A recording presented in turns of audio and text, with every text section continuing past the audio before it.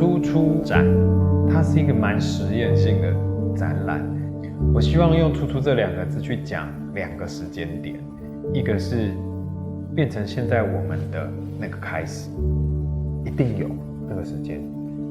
第2个时间点就是现在，我们有没有要重新开始什么？通过2个初始点去对照，我们就可以理解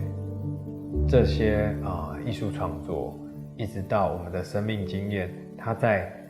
一个回顾的过程里，它能够进行怎样的剖析跟改变。我就一直在想，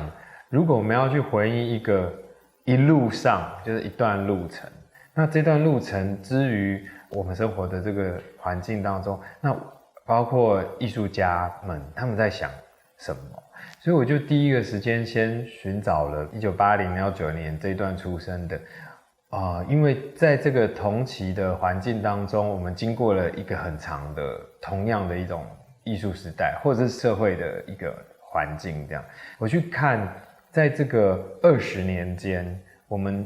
们到底发生了什么事？包括我自己，包括你这次看到这些艺术家们，他其实都在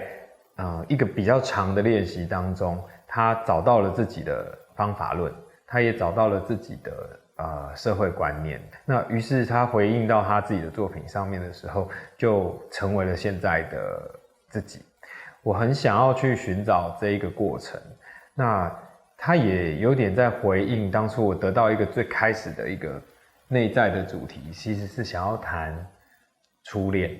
最初的那一种想望。那我就在想，那是什么感觉？当初我为什么会想要投注在创作？我感受到了什么？所以我在想，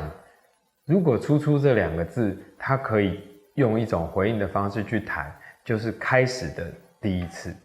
我们去谈那个寻找到自己开窍的那一刻。所以我用这个角度邀请了这些艺术家重回到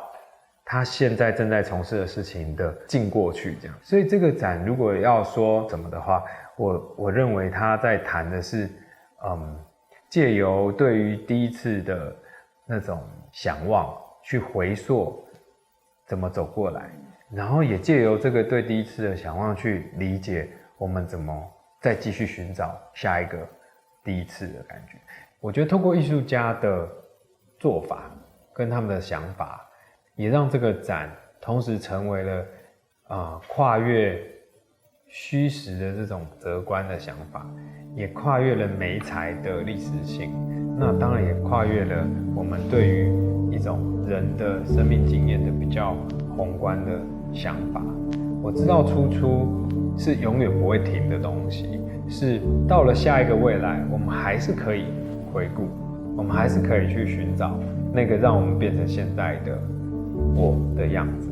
所以这个展览它不是直指着情感，